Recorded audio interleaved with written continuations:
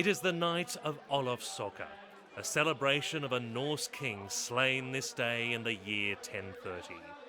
Thousands fill the town square to sing the ballads of their Viking ancestors.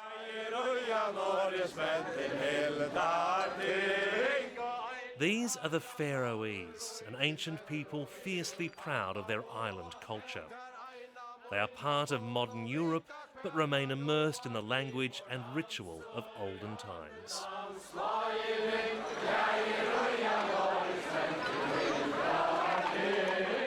It's a very isolated country. It's been very isolated for at least 500 years. The culture itself, the singing, the chain dancing, and all these types of things have made them feel very strong for their own country.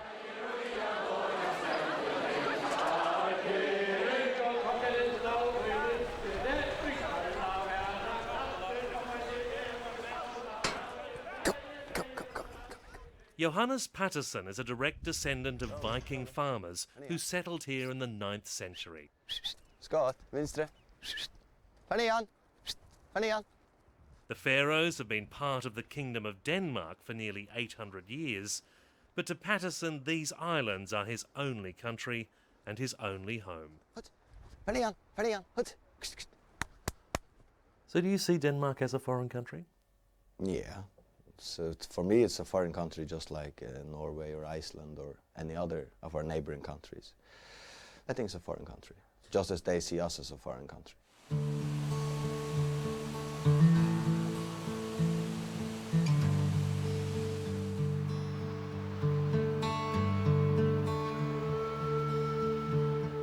The Faroe Islands are a remote outcrop of cliffs and mountains midway between Scotland and Iceland.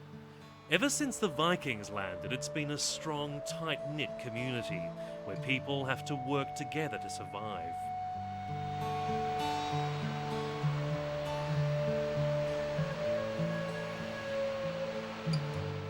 They farm sheep on cliffs that can only be reached by rope and live in thick log houses with turf roofs to protect them from Atlantic storms.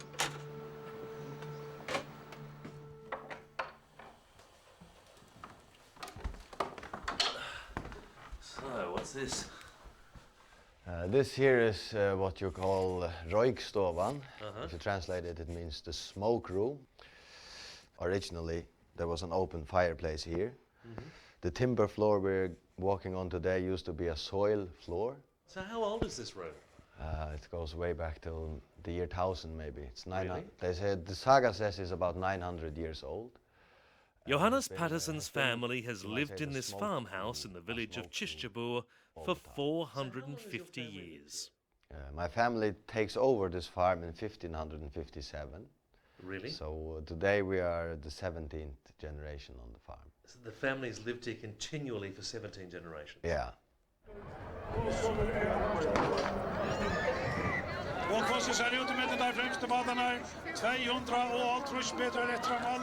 History is ingrained as deeply in the people as in the smoke-blackened walls of their oldest homes.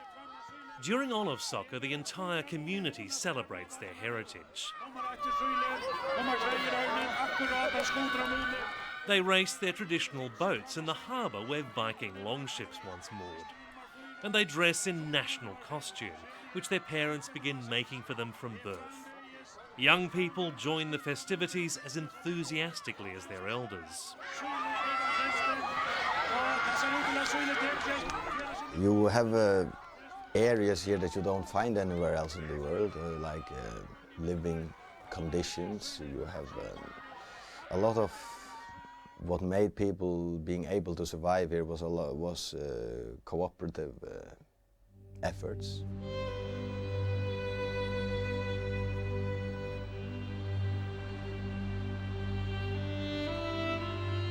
There is something mystical and almost otherworldly about this place. While the towns are as modern as any in Europe, the villages can look like scenes from a fairy tale. At times it feels like you've walked into the middle of the Shire in Lord of the Rings. You almost expect a hobbit to come leaping out. Beyond the picture postcard quaintness, there's one tradition here that outsiders can find deeply confronting. One that the islanders have maintained defiantly, even in the face of international outrage.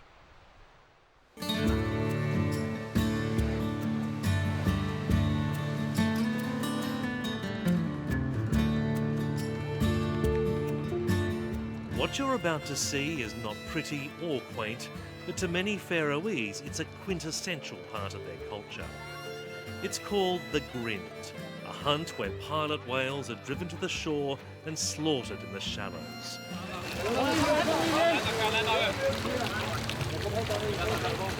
From Viking times, it was often the only reliable source of food.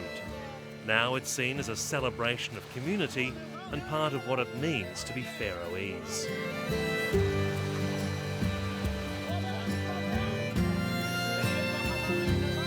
Patterson has been joining in the summer grinds since he was a boy. Hunting is very exciting, you must admit that. When you know that there's a pod of whales somewhere, you will do a lot to get to join in.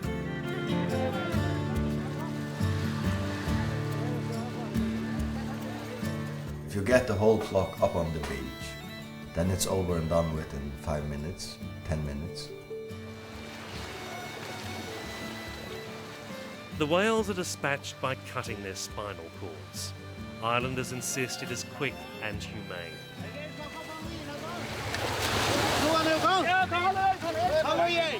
There is a primal relationship between man and nature here that's been largely lost in the rest of Europe. The Grind has periodically brought protests and condemnation from abroad, but the Faroese have refused to buckle.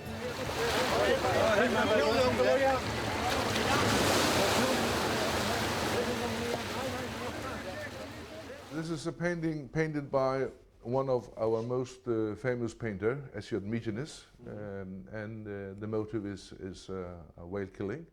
Johannes Eidesgaard is the proud Prime Minister of a nation of just 48,000 people. He speaks perfect English, but for his formal interview with us, he insisted on speaking Faroese. Det er jo en parster av en aldergamle tradisjon, og grunnen til at dere holder ganske fast i tradisjonen er at dere vet at dere forfedrer har ivelivet tog at man har haft grind i haven rundt om forrige. It wasn't until after World War II that Denmark granted limited self-rule to the Faroes and its other colony, Greenland. That's the head of a muscus I killed in Greenland 3 years ago. Oh, you shot it? I shot it, yes. Right, okay. A very, very big animal. Eidesgaard believes Faroese have always been different from outsiders.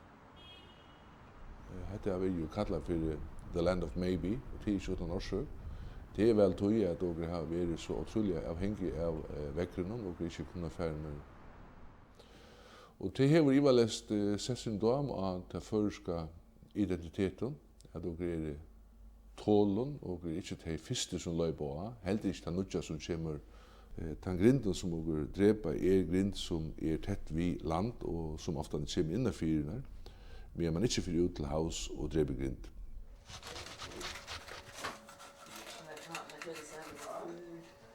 Kate Sanderson is one outsider who's come to appreciate the deep significance of the Grind. Well, you know what we say, save the whales for dinner. Det är marvelous. Ettla verkligen klippte bort. She moved from Australia to the Faroe Islands 22 years ago to study the language, then married a local writer and stayed for good. John Frederick. What I appreciate about living here is the fact that it's a very small and close-knit society, but at the same time it's a nation. Sanderson is now the island's chief international negotiator on whaling. Actually, 2 generations of media hype and campaigning against whaling have really warped people's view of what whaling today is all about. Those countries that continue to whale today are all countries which have a very long tradition of eating whale. There's her Kyrrahafs sammanhang. She insists the Grind does not endanger the Atlantic's 100,000 pilot whales.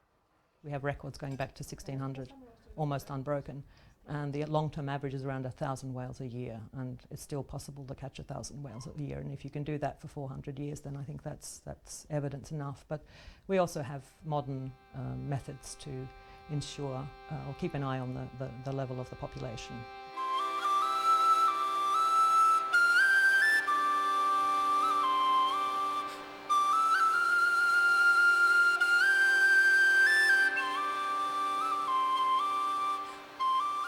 The Faroese attachment to whaling reflects their own struggle for survival.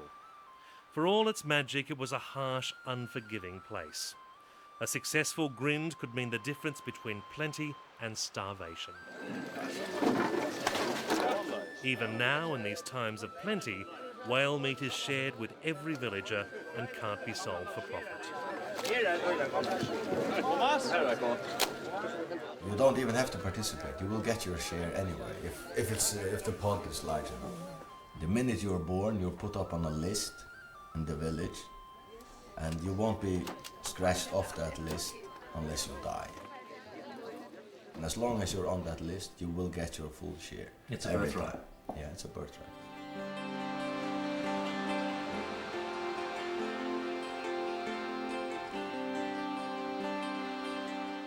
For centuries, Faroese have struggled to preserve their culture from foreign influence. Until the start of the 20th century, Danish authorities even tried to stop them speaking their own language, banning Faroese in schools and government institutions.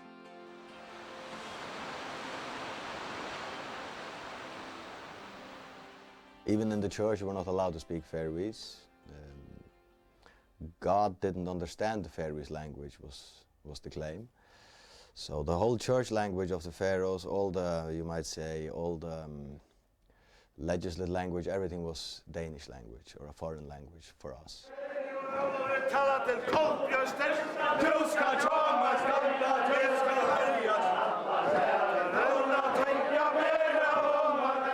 The language survived in chain dancing, the rhythmic recitation of Viking stories. During Olafsøka, it fills their streets and halls and homes.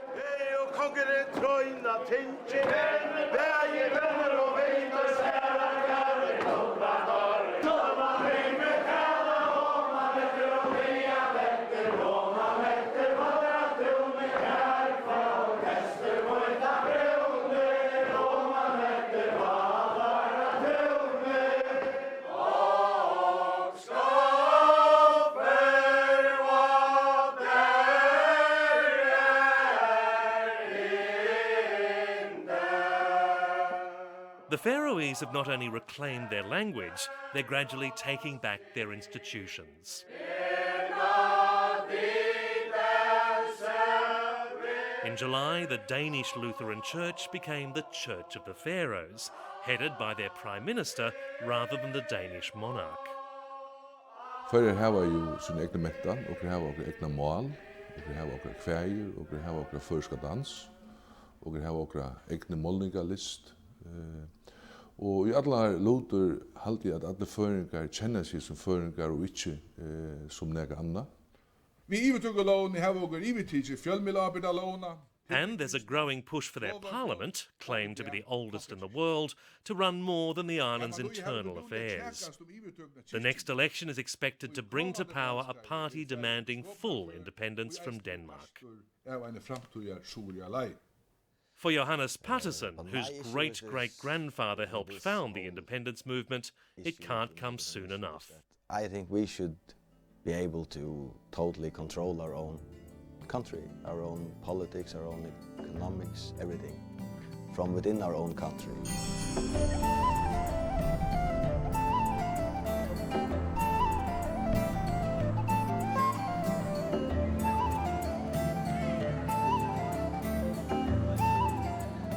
Danish subsidies provide 15% of the island's income. But many believe they could survive on their own industries like fishing, which makes up 95% of their exports. It's given them a dependably high standard of living compared to the hardship they experienced for centuries. It's even enabled them to link the islands with massive underwater tunnels.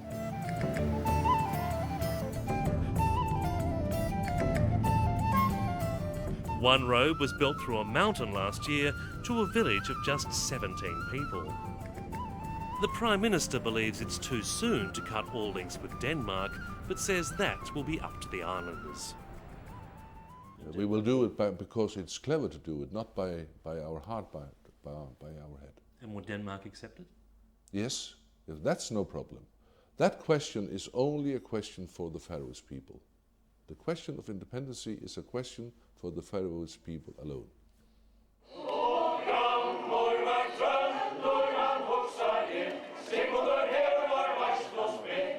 But this community is finding it ever harder to pick and choose what they take from the outside world. They're powerless to stop industrialised countries spewing pollution into the Atlantic and poisoning their food chain. The pilot whales they see as their birthright are becoming increasingly contaminated by the chemical waste of the modern world.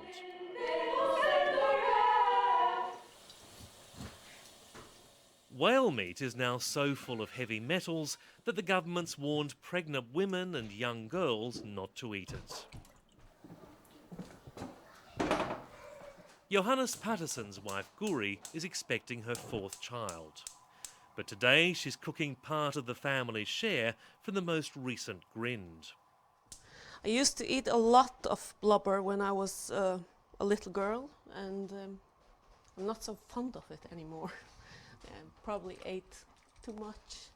She boils the meat and blubber for 2 hours, carefully draining out the blood. The whale. For the children, it's a bigger treat than ice cream. It's very dry meat. Yeah, it is dry. That's why it's good to have the blubber to go with it. Oh, okay. So I suppose they didn't have many vegetables in the old days.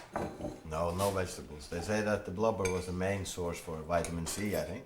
Right. These days, it's also the reason why many Faroese have high levels of mercury in their blood.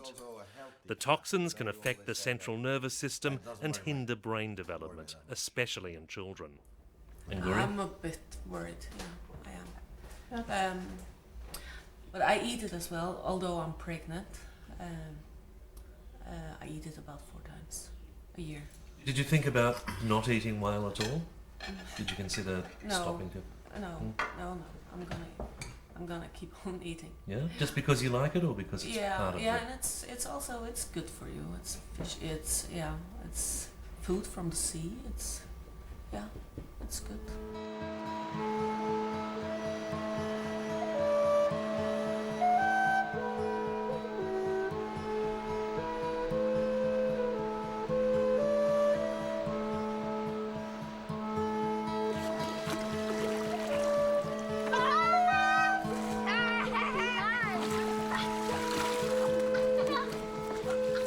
The Pattersons are determined to raise their children to continue the Faroese ways. Their sons will one day become the 18th generation to take over the farm.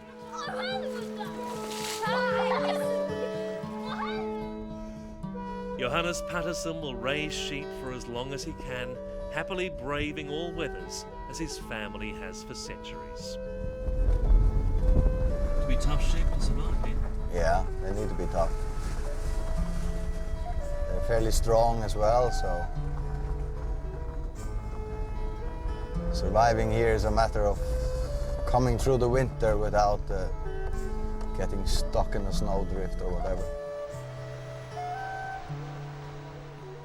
The Faroese have not yet retreated into the comfort and uniformity of the modern world. Instead, they embrace the beautiful but harsh environment that shaped their nation.